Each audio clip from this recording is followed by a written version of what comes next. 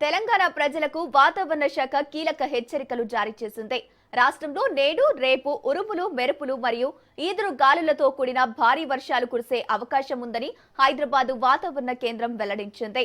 ముఖ్యంగా సంగారెడ్డి, సూర్యాపేట, యాదాద్రి, భువనగిరి జిల్లాలో అత్యంత భారీ వర్షాలు కురిసే అవకాశం ఉన్నందున ఆయా జిల్లాలకు వాతావరణ శాఖ హై అలర్ట్ ప్రకటించింది. గంటకు 40 నుంచి 50 కిలోమీటర్ల వేగంతో బలమైన గాలులు వీచే ప్రమాదం ఉందని ప్రజలు, ముఖ్యంగా రైతులు అప్రమత్తంగా ఉండాలని అధికారులు సూచించారు.